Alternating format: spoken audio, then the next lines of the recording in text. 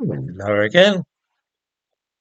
I do wonder sometimes if I'm going off my head and have not yet noticed it, which would be a disturbing development indeed.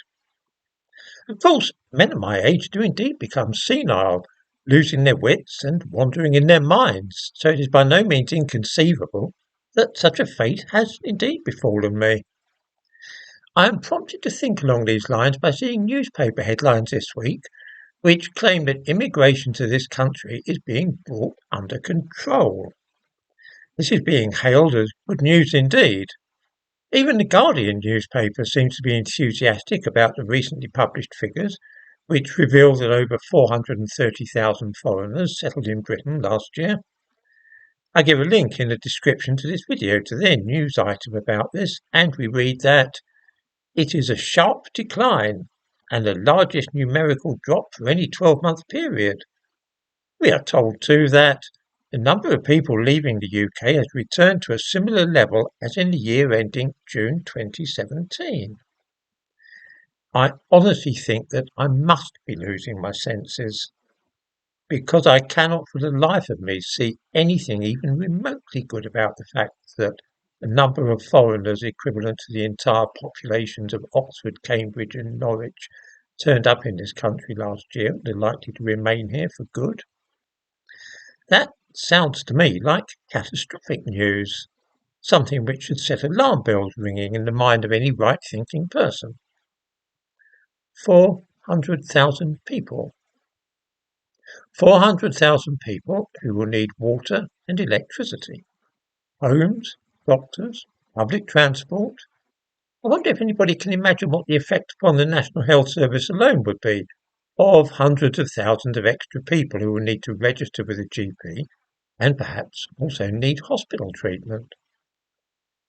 Has anybody actually visited an A&E department lately?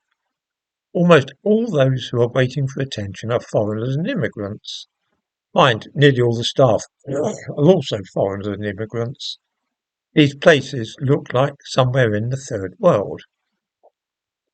The Office for National Statistics has predicted that the number of new foreigners coming here might perhaps stabilise at 300,000 a year over the next 10 or 20 years. That is the best case scenario, of course, and does not take into account things such as the youth experience scheme which the government is now negotiating with the European Union.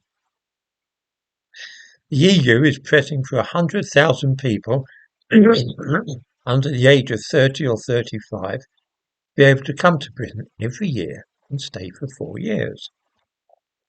Can you imagine what this will do to our public services? Anyway, I do rather seem to be out of step with the general mood, as expressed in the mainstream media.